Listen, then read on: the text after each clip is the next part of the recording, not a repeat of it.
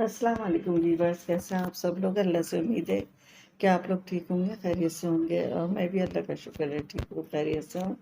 और ये 3 बजे के बाद का टाइम है और इस वक्त गैस आ गई थी और मैंने चिकन भी बॉईल करके रख दिया था। और क्योंकि मुझे इससे रेसिपी अपनी तैयार करनी थी और अब इसको मैं शेयर करूँगी। साथ ही मेरे पास आलू हैं जो कि बॉईल हो रहे हैं और ये भी इसी चिकन में मिक्स होंगे और इससे मैं अपनी आज की रेसिपी तैयार करूँगी। और यहीं से मैंने अपने व्लॉग का स्टार्ट भी कर दिया है ताकि मतलब आप लोगों को मेरा व्लॉग मिल जाए। आजकल मैं बिल्कुल भी नहीं अपनी वीडियोस को ही बना सकी।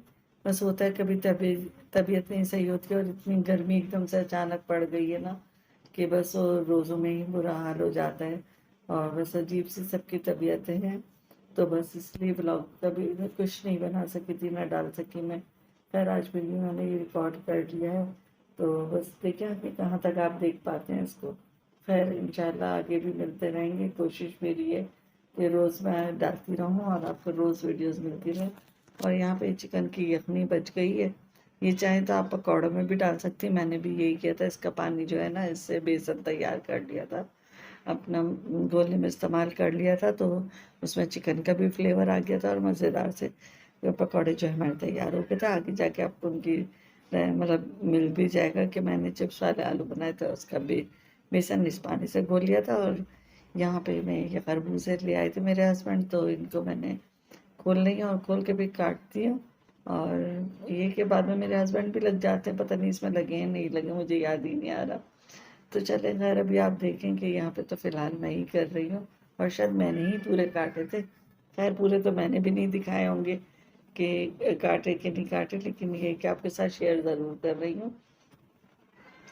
क्योंकि अक्सर होता है कि मैं कोई बना रही होती हूँ ना फ्रूट्स, तो वो मेरे हस्बैंड आके बीच में से दे देते हैं। फिलहाल तो ये कि मैं इनको धो धा के लाके मैंने यहाँ रखा था और मैं कट करने लगी थी। और फिर बाकी मैंने, हाँ आज तरबूज भी था तो तरबूज शायद हस्बैंड ने काटा था और ये मैंने काटा था, मुझे याद ही नहीं आ रहा क्योंकि बीच बीच में मैं छोड़ के चली जाती हूँ कुछ और काम करने, फिर आ जाती हूँ फिर लग जाती हूँ। तो इस वजह से याद ही नहीं आ रहा। आगे जाके क्लिप में खुद ही नज़र आ जाएगा कि पूरा मैंने काटा। ये मेरे हस्बैंड भी साथ आ गए थे। खैर वो देखती जाए और फिर आपको पता चल जाएगा।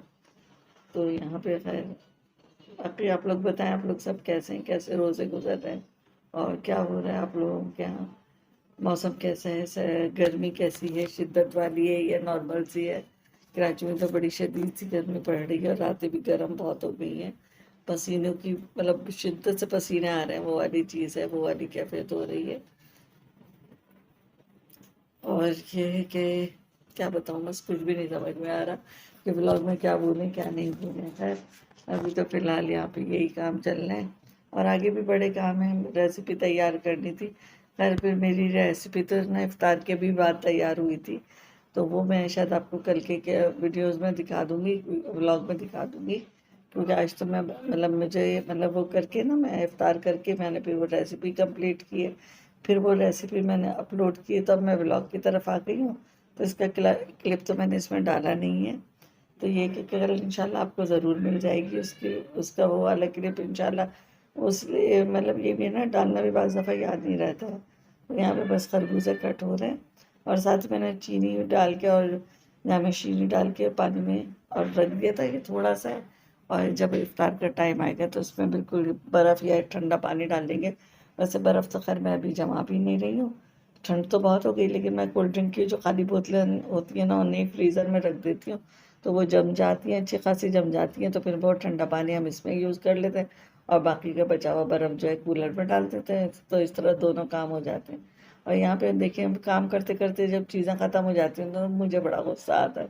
चीनी भी ख़त्म हो गई थी और लेने गई हूँ किचन में, फिर ला के डालूँगी थोड़ी देर बाद। फिलहाल तो खैर मैं काटने लगी, मैंने शायद अपनी बेटी को पकड़ा दिया था कि भाई जाओ चेयर के इसमें चीनी निकाल के लाओ। तो बस वहाँ वो लेने चली गई और यहाँ हम कट कर रहे हैं, हाथ तो हमारे रुकते नहीं हैं। कभी एक काम कभी दूसरा काम यही चल रहा होता है और सभी बहनों का हमारे चल रहा होता है इसी तरह। तो बस ये है कि शादी के बाद जब आप अपना घर संभालती है ना तो फिर इसी तरह हो जाते हैं। वो कहते हैं ना हाथ पाँव सब मसरूफ़ चल रहे होते हैं, ऑक्टोपस की तरह लगता है 10 हाथ भी हो। तो वो भी काम है, सारे काम हमें ही देखने होते हैं, हमें ही निपटाने होते हैं। भले साथ कोई लग जाए, लेकिन उसमें भी आपको आपकी हेल्प सबको चाहिए होती है।